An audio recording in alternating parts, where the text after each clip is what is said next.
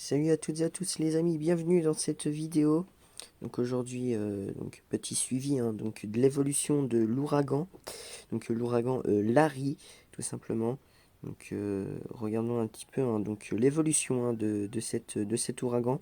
Donc normalement le dimanche, donc il passerait juste à côté du Venezuela.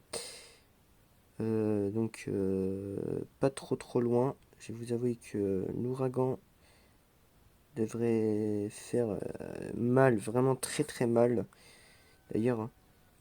Donc on voit bien que de toute manière là, il va passer, regardez bien où il va passer, parce que là, il a déjà fait une avancée complètement folle. Et pour la semaine prochaine, en fait, on voit bien que le jet stream est en train en fait de pousser euh, l'ouragan. Donc tout simplement devrait frôler les côtes des États-Unis. Alors, monsieur, on voit qui tourne déjà ici. On voit, il commence déjà à prendre. Voilà, regardez, là il tourne. Donc, passe vraiment à quelques petits kilomètres de cette. Des États-Unis et du Canada aussi. D'ailleurs, on voit qui frôle. Pour le mardi, pour le dimanche 12, regardez, il se renforce encore plus.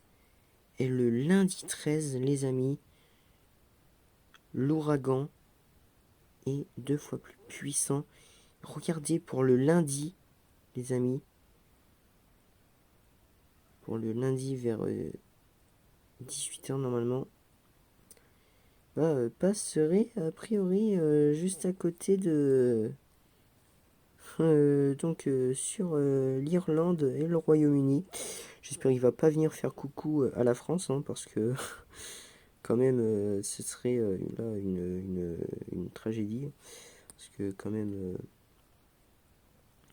ce serait donc toute la partie sud-ouest de la France qui serait carrément touchée.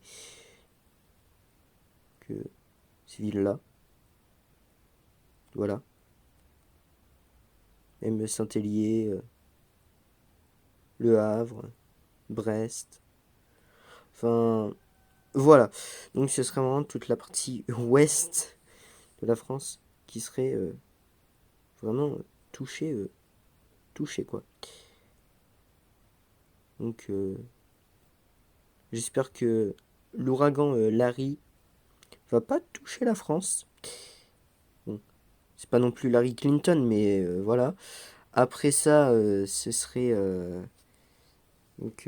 d'ailleurs un joli petit ouragan. Alors, bien sûr, si on regarde donc depuis les satellites,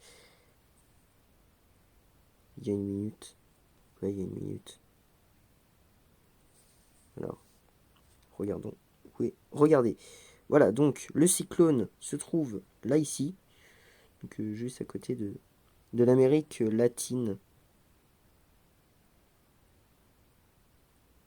Et donc, il avance pas bien vite, hein.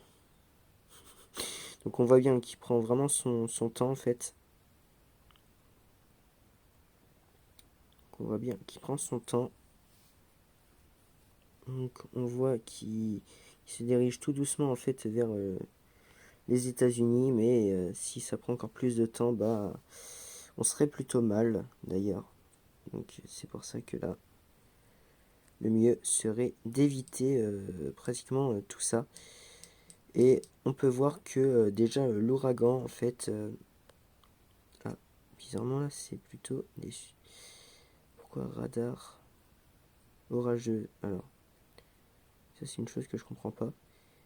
Et on peut voir quand même que l'ouragan en fin de compte joue déjà un petit peu de